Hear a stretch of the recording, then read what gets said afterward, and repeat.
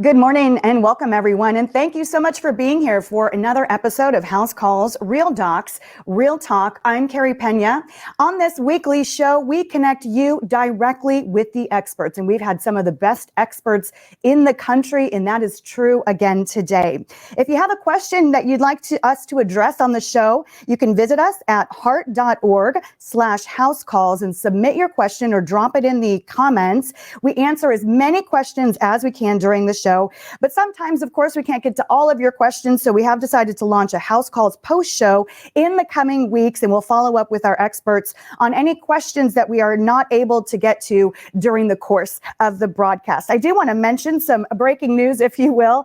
We have added an extra edition. Normally the show airs on Mondays, but we do have a special show coming up Thursday, July 2nd for our House Calls broadcast. We know that in many places things have been reopening and COVID-19 cases are on the rise again. So we'll be providing the most important updates about the best way to protect yourself, especially going into the holiday weekend. We will be joined by Eduardo Sanchez, who is the Chief Medical Officer for Prevention at the American Heart Association. And he will answer your questions and set the record straight on some of the myths and facts, again, to keep you and your family safe going into this holiday weekend. Thank you so much to everyone who is already tuning in. Rubina and Imran, thank you for being here with us. Chanel Stafford asks, how long has the show been on? This is our 4th episode. Thank you very much for being with us. And Ray Moreno, thank you for joining us from Colorado. Each week we've had people join us from all across the country and across the world. And we love hearing from you and taking your questions, comments, and concerns directly to the experts. So please be sure to get in touch with us throughout the broadcast. We'll put up poll questions. And of course, we will take your questions directly to our expert. And I would love to introduce her now. We want to get started with Dr. Barbara Riegel. Dr. Riegel is the Edith Clemmer Steinbright Professor of Gerontology at the University of Pennsylvania School of Nursing. Dr. Riegel, did I say all of that correctly? Please correct me if I did not. You did just great, Carrie. Okay, I was practicing before we went on the air. Thank you very much for being here. I just would like to start by having you address the audience and talk about how important a show is for this, a show like this is for you, being able to answer questions directly. I'm absolutely thrilled to have been asked to talk about these issues because these are such important issues that sometimes I feel like I can't get to the people who are really experiencing them. And so I'm really excited to have the opportunity to talk about some of these issues of, loneliness and caregiving and the things that we're going to talk about today. Well, we're so grateful to have you. I know how busy you are. Part of our show, as we've been saying, is hearing from you, the viewers. And each week we take a break for a few fun questions. And we ask that you respond using our easy text to answer feature. So we're going to give you your first question in just a minute here. You'll want to grab your phone. All you have to do is text AHA Live to 22333. That's AHA Live to 22333. And we won't ask for your name or any personal information. It's just a fun and easy way to be involved and to send us your answers. So you should see the instructions. They'll be putting them up on the screen. Our great crew, led by Walter, will be taking you along and letting you know exactly what you need to do to interact with us on this broadcast. And let's go ahead and kick things off now. In one word, what issue would you most like to see us cover in future episodes? And you can text your answer once again, 22333, and your answers will appear on screen. Dr. Riegel, as we wait for some of the answers to come rolling in, can you tell me what kind of questions have you been hearing from your patients? Very interesting. I get a lot of questions about the caregiving issue because I work closely with caregivers of people who have heart failure and heart transplants and ventricular assist devices and a variety of different cardiovascular populations. So I get a lot of questions about, how can I take care of myself? And those are the kinds of questions that I get a lot of. And we're seeing some of the answers pop up on screen there that people are wondering about. A lot of people have questions about masks, so we'll be touching on some of that, the safety in terms of going to the gym. So please continue to touch base with us. You can text 22333 and we'll throw your answers up there on the screen. Now we want to go ahead and get started with health in the headlines.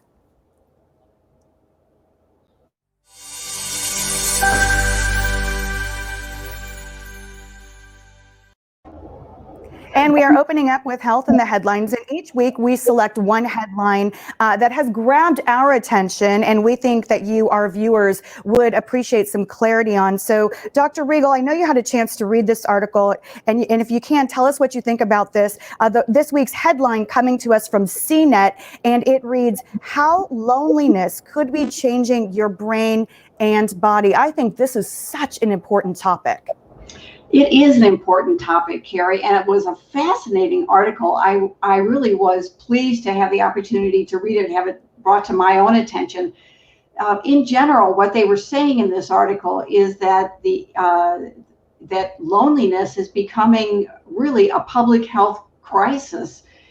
Just in the last year, more than half of the population is reporting that they feel loneliness. Of course, it's something that's been talked about for a while in terms of social media, the technology leading people to be more isolated. But now with the pandemic, this is making the issue incredibly important. We're social beings, we're social creatures. And so now we have to be socially distant. And so the issue that they talk about in this article is that social distance is really and the pandemic is really one of the most stressful experiences many of us are going to ever experience. And these stress hormones are really contributing to issues of sleeplessness, weight gain, anxiety.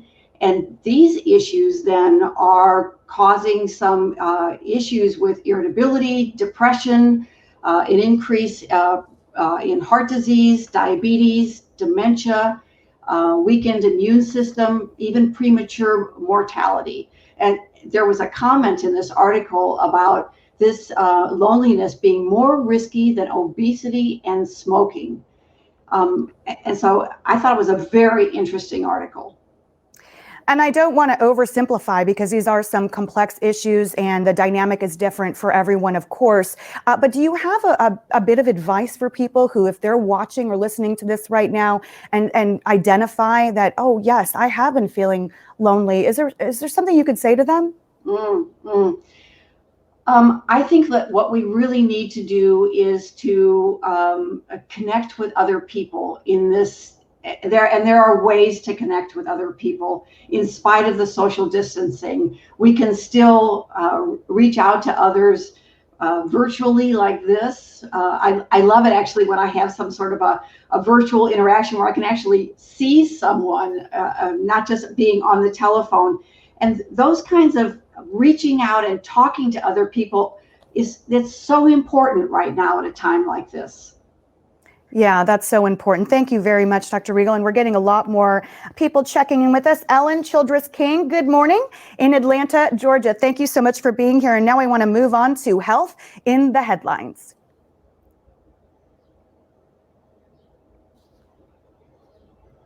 Oh, you know what? I messed that up. My apologies to our crew. I called for the wrong segment. We're going now to, it's a Monday. You asked, we answer.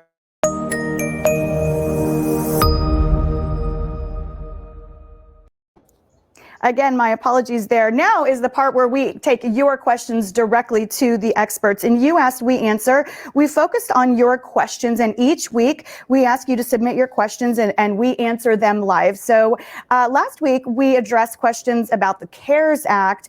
And if you missed that and you'd like to watch, you can visit House Calls website at heart.org/housecalls, where you can find all of our previous shows. And this week we are focusing our attention on the caregiver. And this is another incredibly important topic and one that I care a lot about. So, Dr. Regal, our first question comes to us from Stephen in Buffalo. Stephen, thank you very much for submitting this question. And Dr. Stephen says, I care for my spouse who is a heart patient. What do I need to keep in mind to limit my own exposure to keep him safe?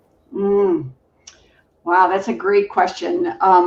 And what a load. I mean, keeping yourself safe and keeping somebody else safe, that's really a lot of responsibility. It's nice to see that we're getting pretty clear messages from all different sources that what we need to be doing is wearing a mask, washing our hands, keeping distant at least 6 feet from other people. in this particular situation, when you're caring for a heart patient, you probably want to limit your time outside of the house, and make sure that those people who are in your proximity are actually following the same guidance of wearing a mask, washing their hands, keeping the social distance. Very good. Thank you so much for that. And we're getting more people checking in with us. Juliet Adele, thank you very much for saying hello. We appreciate having you with us. And now on to our second question from Linda in Illinois. And Linda says, being a caregiver can be overwhelming, and it's even more so now with the pandemic. How can I manage my stress knowing I don't have my normal social outlets? Oh, I love this question. I really do love this question, because this is totally what I focus on in my career, is that the focus on self-care. You have to take care of yourself at a time like this. The stress of caregiving at any time can be overwhelming. And so self-care is really the name of the game. What do I mean by self-care?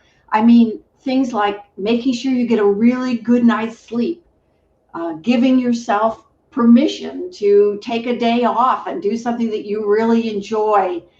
And at a time like this, with the pandemic going on, this is an opportunity for us to maybe take up a new hobby, or start journaling, or immerse yourself in something that you've always wanted to do, always wanted to know, and maybe trying new things. I on the weekends, as a personal anecdote, on the weekends, my husband and I have taken to getting dressed up for dinner, as if we're going out to a fancy restaurant. And we do it only on the weekends, and it's just a way to bring in sort of a structure, but a variety, and it's something fun. These are the kind of things what I mean by self-care. It's really important that during this pandemic, with the caregiving, that you take care of yourself. I love that, and having something to look forward to. My little daughter, who's 10 years old, decided yesterday she wanted to wear a crown around the house. I have no idea why, but I loved it, and it was just fun. She was excited because we've been trying to, not have them go out to many places, because here where I am located in Phoenix, we have had an uptick in COVID cases. So I love your advice there. Thank you so much for that. Now we want to move on to Colin in Baton Rouge. Colin, thank you so much for checking in with us. And Colin says, I am unsure how to navigate healthcare for my dad, who is a stroke survivor. What do I need to know in this new normal when managing his healthcare needs? Oh, that's a very interesting question, because it's really tough right now. I'm sure, at least in my area of the country, and I think this is pretty universal, healthcare providers are canceling a lot of in-person visits. But the good news to this is that I think we're seeing a sudden transition in terms of telehealth, which might be good down the road. None of us like the driving and the waiting rooms, et cetera. But I'm thinking about the stroke. He's a stroke survivor. I don't know if you still have rehabilitation issues going on, but even physical therapy, occupational therapy, speech therapy, all of these things are available virtually. And so even if in-person visits are actually canceled, you might still be able to get many of the same services that you really need. Very good. And I just want to read Ray Moreno, our friend, is writing in right now. He says, I'm a caregiver and use meditation before bed for self-care. That is a great thing to think about doing.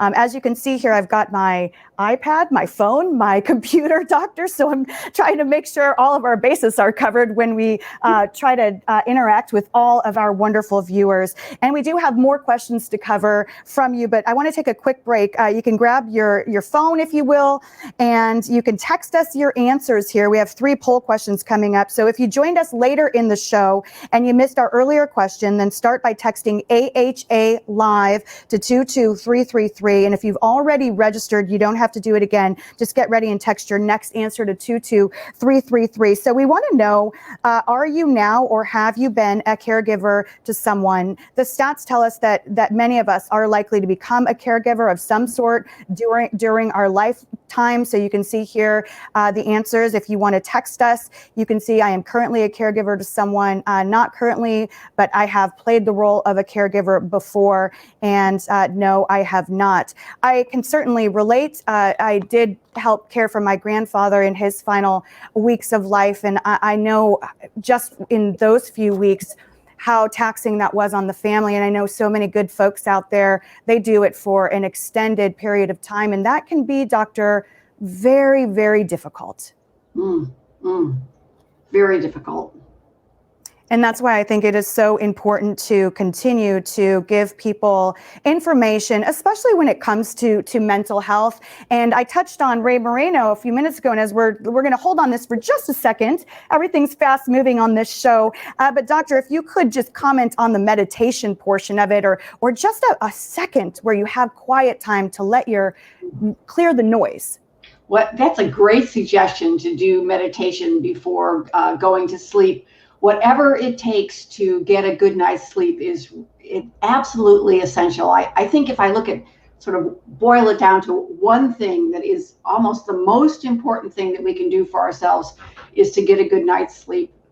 We'll cope so much better. We'll be so much less depressed with the loneliness, so much less overwhelmed with the caregiving. And it's really interesting. I'm watching the results of the question here, that are you now or have been a caregiver, and 43% currently caregivers and 29% prior caregivers. Wow. I mean, these are really people who are really in the thick of it. And I'm really excited to hear the questions and the suggestions about meditation and some of the things that we're talking about. And thank you to everyone. We have a lot of people participating on the show from in the United States and around the world. We really appreciate all of you. I want to move on to our next poll question. And this one, doctor, since you talk a lot about self-care and how people can really pay attention to their health and well-being, how many times per week do you dedicate for yourself? So this one, especially as a mom of twins, I know that this can be tough for a lot of parents out there, but you can see the rarely 1 to 3 times a week, 4 to 7 times per week, or more than 7 times per week. When we talk about this, doctor, these are some of the things that, you can carve out, and you were saying maybe schedule that time. Can you talk a little bit more about that? Very definitely. It makes me sad to see people, a third of your respondents saying rarely taking time dedicated to yourself. Gosh, please take some time for yourself, even if it's 10 minutes to go do a mindfulness exercise, things that you can actually get for, free on your iPad, on your smartphone. You can just tune into a 10-minute exercise of just sitting quietly and taking care of yourself. Sitting out in the backyard for a few minutes, doing something just to take care of yourself. It's really absolutely essential. And I know we had an added poll question here. If I could ask our good folks in the control room led by Walter to put this one up on the screen. They do such a great job with this show, making sure we put up the most current information here. On a scale of 1 to 5, how confident are you in buying the right soaps, hand sanitizers, and masks right now? Doctor, I'm sure that you hear a lot of questions about this. I was even on Amazon recently looking around at hand sanitizers, and they are not all created equal. No, they're not all created equal, and they're hard to get too. I ordered some online, and it must have taken me 2 months to get them. So it really is an issue. But on the other hand, these things are becoming much more available, and we want to make sure that we get the right sanitizers. But we also just want to be washing our hands, period, or even wearing gloves, but just washing our hands. Yeah, I know a lot of the medical experts that I've been talking to, they say just do not let up on those safety precautions. And we appreciate everyone who's connecting with us here. You can see a lot of people are responding to our poll questions, and we sure appreciate all of you. And Juliet Abdel is here with us. Juliet, thank you very much. She's talking about being a self-care advocate after being a caretaker for nearly 2 years. So Juliet, we certainly wish you well and thank you for following along with us today. We're going to move the show along now, but before we do, I just want to mention again that we do have a special edition coming up of the House Call show this Thursday. They have just added this in advance of the holiday weekend, given that COVID is on the rise in so many places across the country. Want to make sure we kind of cut through the noise and get you the very best information. And we will be joined by Eduardo Sanchez, the Chief Medical Officer for Prevention at the American Heart Association. And he'll address all your questions and set the record straight on some of the myths and facts. So please join us for that special edition coming up on Thursday. In the meantime, we want to get back to You Asked, We Answer. And I want to take this question that came into us from Morgan in Pittsburgh. And Morgan says, my mom is in assisted living due to her complications from stroke. What can I do to make sure the facility is taking all the precautions to keep her safe while keeping her spirits up? This is scary. My husband's father is in an assisted living as well, and they've been doing a wonderful job. But I have to admit, we have been terrified of him getting sick. Oh boy, this particular situation requires that you ask some hard questions. And from my perspective, as a woman of a certain age, I know sometimes these questions feel kind of confrontational, but we have to ask them. We have to be asking the facility, what are your institutional standards for protection? And what are your policies for handling people who develop an infection? And how many of your patients and staff have been tested? And how did you handle it? I mean, tough questions that we need to ask. When we do ask these questions, then the institution will get the message that they need to be handling things in a transparent fashion. Also, I would think that your mom also needs to know the importance of the staff that are taking care of her, wearing masks, wearing gloves, so that she can remind them that, please put your mask up over your nose and please take care of me well. And then there's a third part to your question. You asked something about keeping your mom's spirits up. You certainly want to check in with her frequently, and our theme has been sort of this loneliness issue. You want to ask her some of these questions about how she's feeling. We used to think that it was dangerous to ask people how they were feeling, sort of like if you brought up depression, they're going to get depressed. And that's not the case at all. Instead, when you ask people how they feel, they'll feel better. It really feels good to talk about how you feel. So yeah, don't be afraid. I think that is such important advice because the loneliness, I know just in speaking about my husband's father who's in his facility, and it's a beautiful facility, it's a great place to live, but I text him just about every day or call him because he is very lonely when we can't take him out and about. So I think that's beautiful advice. And Morgan in Pittsburgh, we certainly wish you and your mother. Crystal in Atlanta. And Crystal says, as the primary caregiver in my family, I am really struggling with feelings of social isolation and depression. My day-to-day is limited to caring for my aging father, and due to social distancing, I can no longer rely on outside help for breaks. Is it safe to bring another caregiver into our home so I can get the mental break I need? Oh, I'm so sorry that you're feeling that way. That's really difficult. And what you're asking about is respite care. It sounds like you identified that respite care was good for you in the past, which is great. I'm really glad that you were one of those people who used respite care in the past. But it's a little bit risky right now. But if you decide that you really need to bring somebody into your home, I guess then let me give a little bit of guidance on if you decide that that's really what you need to do. I don't think I would go to an agency and just have people kind of filing in. I think I would identify one person and pick that person really carefully, and make sure this is somebody who is sensible about following the restrictions that we've all been asked to follow when they're not with you. Maybe not around a whole lot of young people now between the ages of 20 and 40 that we know are now responsible for a lot of the infections, and they oftentimes don't have symptoms. You also need to be really clear about your own policies when you have somebody coming into your house of saying, I need you to wear a mask, I need you to wash your hands. But I mean, as long as you can find somebody who will accommodate all of those desires from you, then this might be a good solution for you. But please also get out your Lysol wipes and wipe everything down after your respite caregiver has been in the house.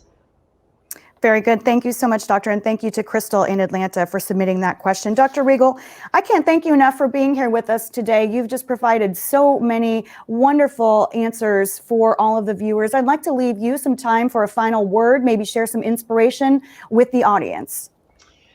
Thank you so much. I actually would like to go back to that loneliness article that we talked about in the very beginning of the show, because I thought there were some really upbeat pieces to that article where they talk about the potential rewards of loneliness, and that at least in limited doses, it can lead to self-awareness and creativity and a deeper appreciation of meaningful relationships, and that it pushes us to be more human. And that made me think a lot, and I thought it was uplifting, and I wanted to share that with everyone.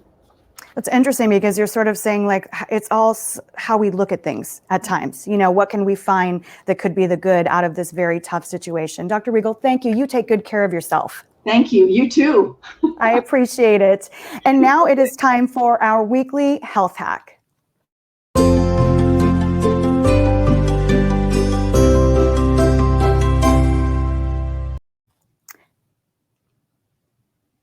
Health Hacks is brought to you by Stories of the Relentless, the American Heart Association's podcast. You can go to heart.org, iTunes, Spotify, or Google Play to find it, and you'll find more amazing stories and conversations on a variety of topics. So you can go check that out. Be sure to subscribe and share your thoughts in the reviews, and please share it with your friends and family, as well as this show. When we go live, it helps so much if you can share this out during or after the broadcast. We certainly appreciate it.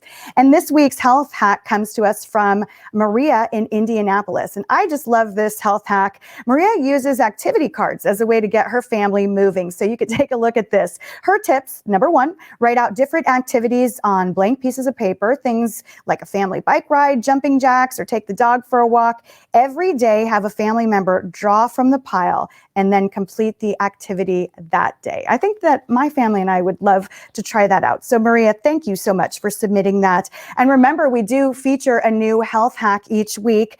If you'd like to be a part of this, you can go to heart.org/house calls, and maybe we will show yours during our broadcast next week. And to wrap today's show, we want to bring it back to our audience and get some final thoughts during What Would You Say?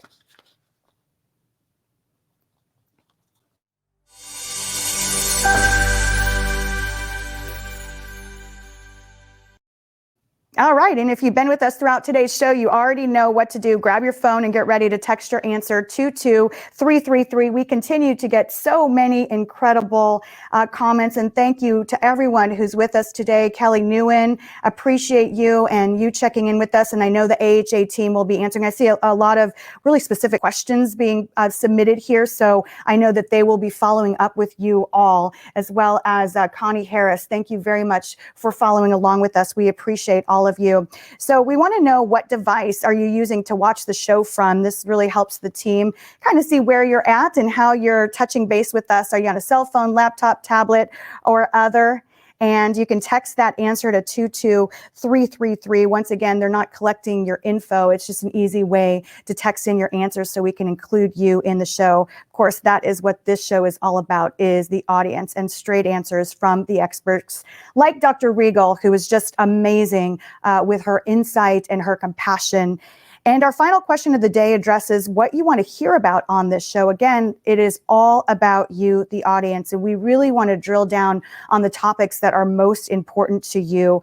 And so which of these topics would you most like to see featured in one of our upcoming episodes? We've talked a lot about preparing for a telehealth visit, and various experts have been talking to us about how that's working. We've heard some really positive things, so a lot of information going on there.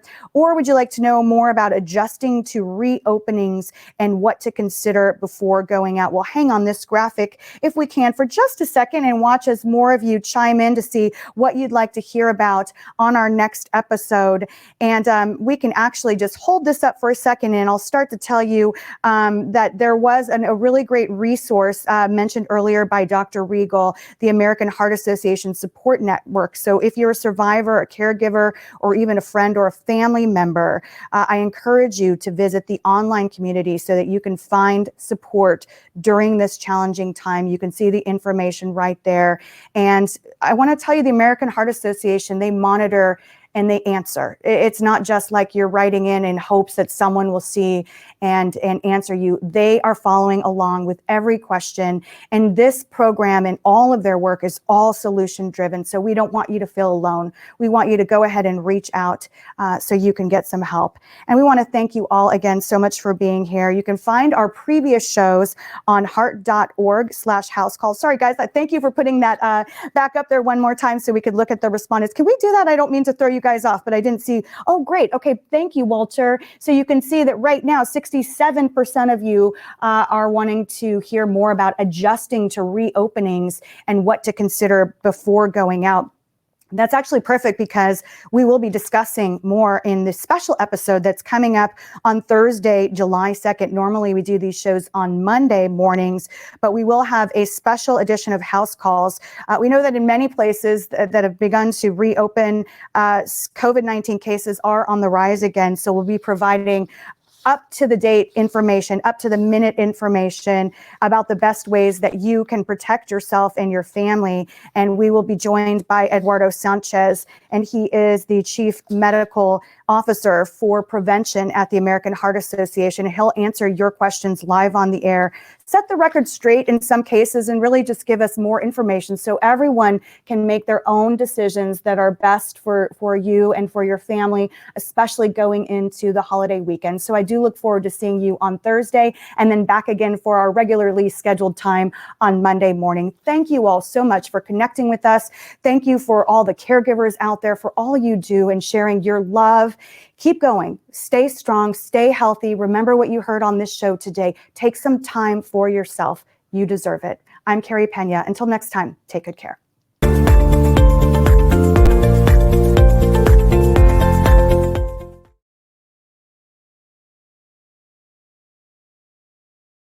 Learn more about House Calls, Real Docs, Real Talk, and submit your questions at heart.org/housecalls.